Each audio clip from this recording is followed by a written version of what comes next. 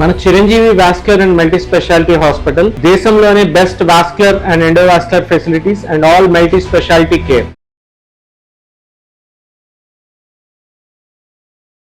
మాటల్లో అర్థమవుతుంది సార్, వాస్కులర్కి సంబంధించి చిరంజీవి హాస్పిటల్స్ ది బెస్ట్ అనిపిస్తుంది. అంటే మీరు చెప్పే మాటల్లో కాదు సార్, ఏంటి ఎక్స్పీరియన్స్ ఏంటి, ఎలా ప్రజల్ని ట్రీట్ చేస్తున్నారు, సక్సెస్తో ఎలా ముందుకు వెళ్ళగలుగుతున్నారో మాటల ద్వారా అర్థమైంది సార్. పేషెంట్స్ని కూడా చూస్తున్నాం సార్, డెఫినెట్లీ సార్. అంటే సార్ దీనికి సంబంధించి ఏమైనా ప్రాణాంతక వ్యాధులు ఎక్కువగా ఉంటాయి అంటారా, జస్ట్ స్టార్టింగ్లో వస్తేనే బెస్ట్ అంటారా? అంటే మీరు బ్లాస్ట్ అయిపోతే అని చెప్పారు, ముందుగానే కొన్ని సింప్టమ్స్ తో గుర్తించవచ్చు. బయటికి కనిపించినప్పుడు రక్తనాళం ఉబ్బుతుందంటే వెంటనే వాస్కులర్ సర్జన్ దగ్గరికి వస్తే డెఫినెట్ గా ఒక చిన్న స్కాన్ తోనే మనం ఒక డయాగ్నోసిస్ అయిపోతుంది. ఆ పెయిన్ లేదు, ఇబ్బంది ఏం లేదు అని అనుకోకుండా టెస్ట్ కి రావాలి. అంతేగాని నొప్పి ఏం లేదు కదా, ఏదో ఉబ్బే కదా, ఏదో స్వెల్లింగ్ తర్వాత ఖాళీ ఉన్నప్పుడు చూసుకుందాం నెగ్లెక్ట్ చేయకుండా దాని గురించి మనం అవగాహన తీసుకుంటే ఈజీగానే దాని treatment options, diagnosis easy and treatment options కూడా ఈజీగా అయిపోతాయి. ఎక్కడైతే అయోర్టిక్ ప్రాబ్లమ్స్ ఉంటాయో వాటిల్లో మాత్రం మనము స్క్రీనింగ్, అయోర్టిక్ ఎన్యూరిజం స్క్రీనింగ్ అనేది చాలా ఇంపార్టెంట్. అది మన ఇండియాలో కొరత అని మనం చెప్పుకోవచ్చు.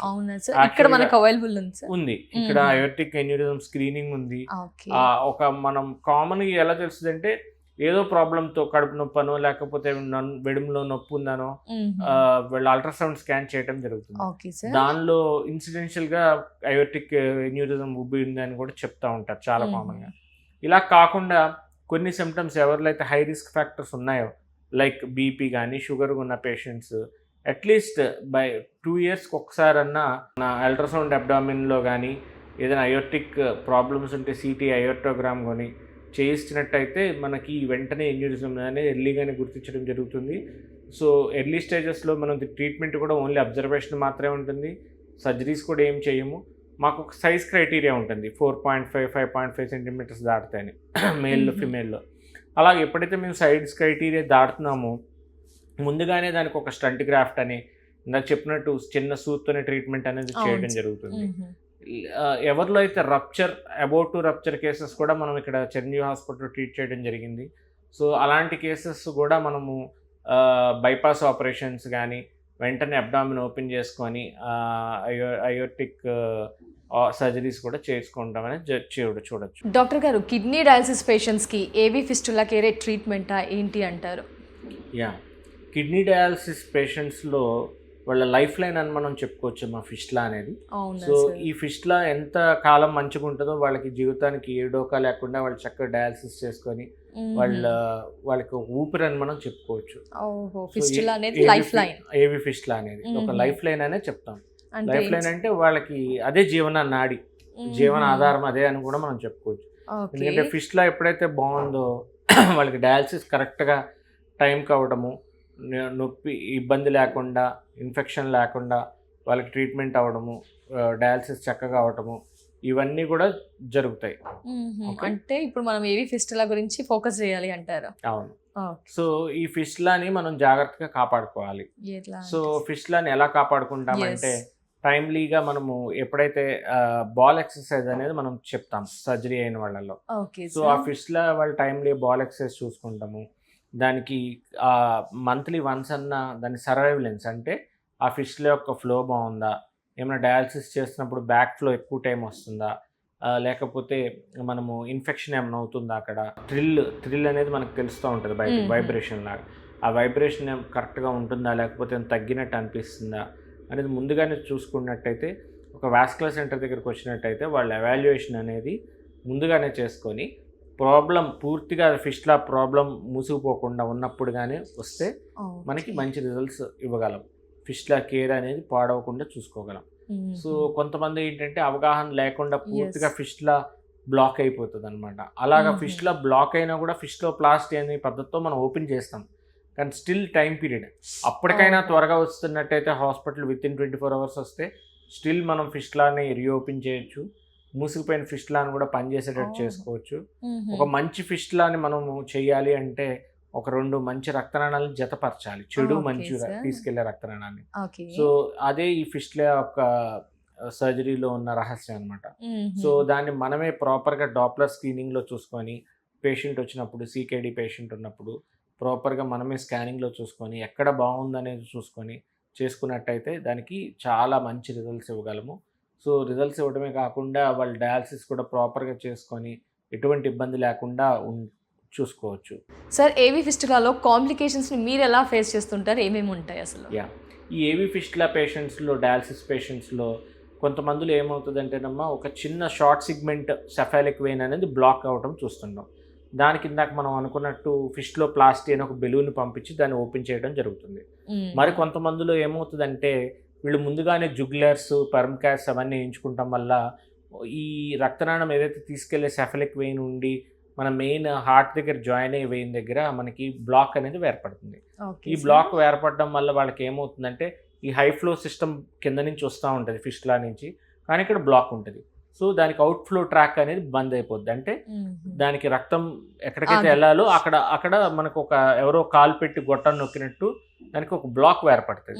దానివల్ల ఏంటంటే సేమ్ మన ఇంట్లో చూస్తానంటాం, ఎవరో గొట్టానికి ఒక చిన్న హోల్ ఉన్న దగ్గర ఎవరో ముందు కాలు పెట్టి నొక్కితే ఏమవుతుంది, ఆ హోల్లోంచి వాటర్ బయటకు వస్తాయి.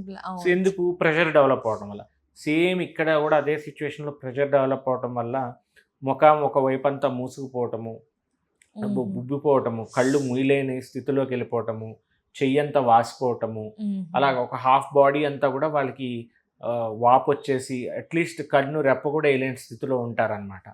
అలాంటి కండిషన్ని మనం సెంట్రల్ వెయిన్ స్టెనోసిస్ అంటాం. సో ఇది కూడా లేట్గా గుర్తిస్తారమ్మా చాలా మంది. సో ఎర్లీగానే మనం గుర్తించినట్టయితే డయాలసిస్ పేషెంట్లో దాన్ని కూడా సెంట్రల్ వెయినస్ యాంజియోప్లాస్టీ అని అంటాం. ఆ యాంజియోప్లాస్టీ చేసి ఆ బ్లాక్ను ఎప్పుడైతే ఓపెన్ చేస్తామో మ్యాజిక్ చేసినట్టు వాళ్ళ ముఖం మళ్ళీ నార్మల్గా అయిపోవటము, మొత్తం వాపంతా లాగడము ఒక 15-20 మినిట్స్లోనే మనం ఆ మ్యాజిక్ చూస్తాం. అందుకని అలాంటి సర్జరీ నేను వెళ్తున్నప్పుడు ముందు ప్రీ ఫోటో ఒకటి ఉంటుంది, పోస్ట్ ఫోటో ఒకటి తీసుకుంటాం పేషెంట్కి చూపించడానికి. సో వాళ్ళు మళ్ళీ ఎలాగైతే పాత ఇదివరకు ఎలా ఉన్నారో వాళ్ళ ముఖం అలా మారిపోవడం జరుగుతుంది, రక్త ప్రసరణ చక్కగా వెళ్ళడం జరుగుతుంది, డయాలసిస్ కూడా ప్రాపర్గా అవుతుంది. So other complications like fistula rupture అవటం, ఎన్యూరిజం అవటం, అలాంటివన్నీ కూడా కాంప్లికేషన్స్ తగ్గి చక్కగా వాళ్ళ డయాలసిస్ వాళ్ళకి అందుబాటులో ఉంటుంది, చేసుకోవచ్చు. దానివల్ల కాంప్లికేషన్స్ కూడా లేకుండా ఉంటుందమ్మా. ఎస్, అంటే ఇంత రిస్క్లు ఇవన్నీ చెప్తుంటే భయం వేస్తుంది సార్. ముందుగానే అస్సలు పసిగట్టలేమా సార్ అసలు ఏవి ఫిస్టులా బాగుండాలి అని చెప్పి? కట్టుకోవచ్చు. ఇందాక దాన్ని ఎలా మనం పర్యవేక్షించాలనేది ఇందాక తెలుసుకున్నాం కదా.